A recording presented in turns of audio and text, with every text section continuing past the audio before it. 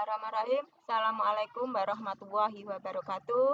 Untuk anak-anakku kelas 7 yang baru bergabung di keluarga SMP Negeri 1 Bonang, saya ucapkan selamat datang.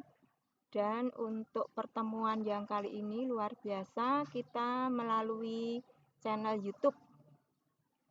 Untuk sebelum materi saya berikan, saya perkenalkan diri dulu. Nama saya Budi Isnaini Munarti, yang lebih biasa dipanggil dengan Bu Isnaini. Untuk di kelas 7 selama 1 tahun kita akan belajar tentang mapel prakarya. Nah, untuk prakarya ini kita di semester 1 nanti kita belajar tentang pengolahan. Nanti di semester 2 kita belajar tentang kerajinan. Sebenarnya ada 4 aspek selain pengolahan dan kerajinan. Yang ketiga yaitu aspek budidaya, yang keempat adalah aspek rekayasa. Ya, kita lihat. Nah, untuk yang aspek pengolahan di semester 1 kita nanti belajar 4 KD atau 4 bab. Yang pertama yaitu pengolahan buah segar menjadi minuman atau makanan. Kemudian yang KD yang kedua yaitu pengolahan hasil samping buah segar menjadi minuman dan makanan. KD yang ketiga yaitu pengolahan sayuran menjadi minuman dan makanan. Yang KD yang keempat yaitu mengolah hasil samping sayuran menjadi minuman dan makanan. Ya, kita mulai dari KD yang pertama, yaitu KD pengolahan bahan pangan buah segar menjadi minuman dan makanan. Ya, itu KD yang pertama. Coba kita lihat yang ada di layar kalian.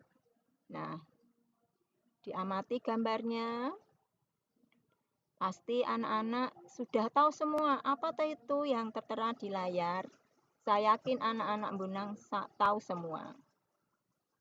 Nah, dari kelompok ini semua, ya, ini berarti kita kenal dengan buah segar, ya. Mungkin anak-anak ada yang beberapa yang suka salah satu atau bahkan suka semuanya, ya. Dan tiap anak mesti kesukaannya berbeda, ya. Contoh dari buah segar itu. Nah, apa yang dimaksud buah segar? Apa tahu buah segar itu? Ya. Nah, ini adalah buah segar adalah, sebelum kita lanjut ke pengertian dari buah segar, kita lihat tujuannya. Nah, untuk pertemuan kali ini, anak-anak ya, yang pertama harus mampu menjelaskan pengertian buah segar. Yang kedua, mampu menyebutkan contoh-contoh buah segar. Yang ketiga, siswa dapat mendeskripsikan salah satu buah segar. Yang keempat, siswa bisa menjelaskan kandungan buah segar. Yang terakhir, siswa dapat menjelaskan manfaat buah segar untuk kesehatan. Nah, kita lihat pengertian buah segar. Apa tahu buah segar itu, anak-anak? Buah segar yaitu sebuah bahan pangan yang tidak memerlukan pengolahan, yang dapat langsung dikonsumsi, yang langsung dapat dimakan, tidak melalui proses pengolahan. Itu yang namanya pengertian buah segar. Nah, pengertian dari buah segar itu kita kategorikan dapat bermacam-macam. Ini disebut dengan karakteristik buah-buahan, ya, ada 3. Yang pertama yaitu berdasarkan musim berbuahnya. Nah, anak-anak mesti tahu sebuah musim kadang-kadang ada buah tertentu. Nah, itu disebut dengan buah musiman. Apa itu buah musiman? Buah yang hanya ada di musim tertentu. Ya, misalnya durian, mangga, kedondong, ya, itu adalah buah-buah yang hanya pada waktu tertentu. Ya. Kemudian yang kedua, yang B, yang berdasarkan musim berbuahnya adalah buah sepanjang tahun. Nah, buah ini tidak mengenal musim. Nah, tiap tahun pasti ada. Nah, ini contohnya ada nanas, pisang, pepaya, jambu air ya. Yang sering kita jumpai di pasar, yang sering tiap hari ada, itu namanya buah sepanjang tahun.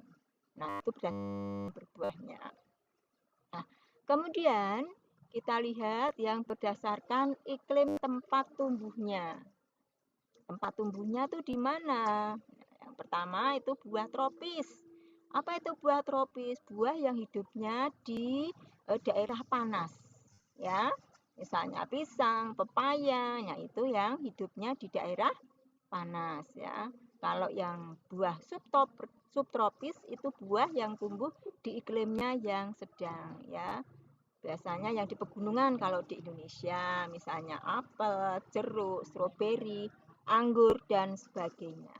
Ya, nah itu buah berdasarkan iklim tempat tumbuhnya. Yang ketiga yaitu berdasarkan proses pematangannya. Ini juga kita mengenal ada dua, ya. Yang pertama buah klimaterik, yang kedua buah non klimaterik. Apa tahu buah klimaterik itu?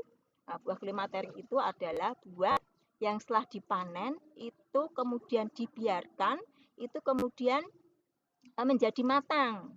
Ya, berarti dipanen, kemudian dibiarkan, itu menjadi matang. Ya, berarti buah dipanen dalam keadaan sudah tapi belum matang betul, ya. Kemudian dibiarkan, nah itu kemudian menjadi matang, itu namanya buah klimaterik. Nah, contohnya ada pisang, mangga, pepaya, jambu biji apel dan sebagainya, ya.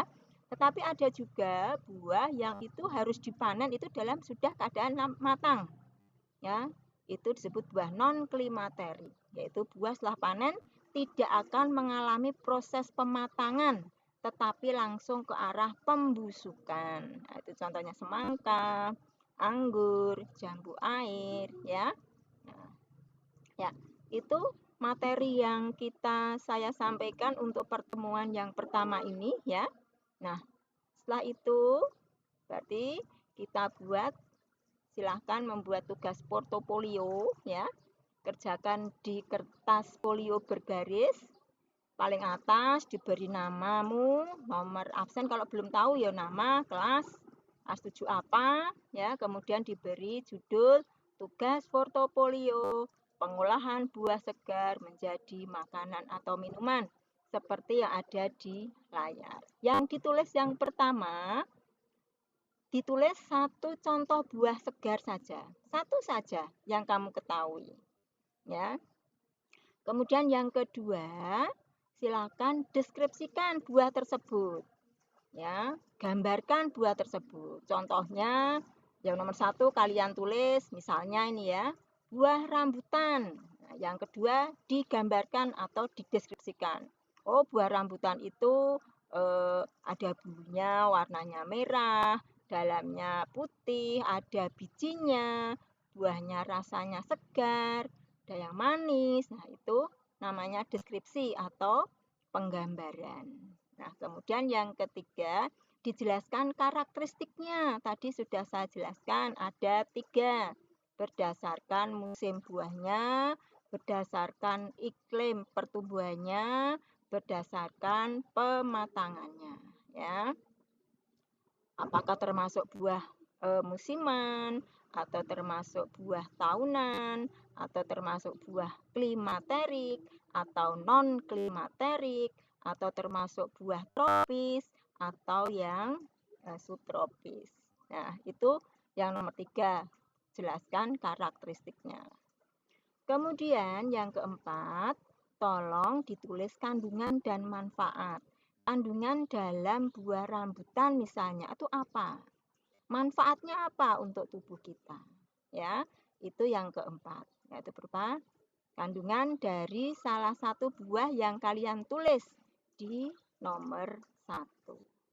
Ya, saya kira itu tugas pertama dan pertemuan pertama.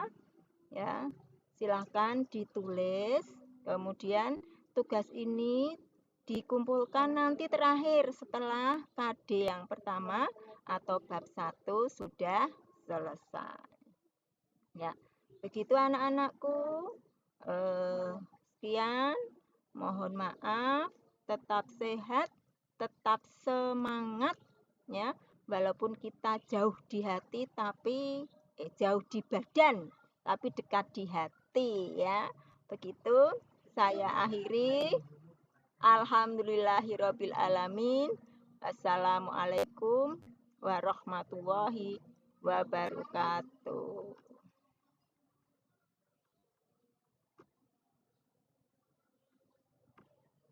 Silakan.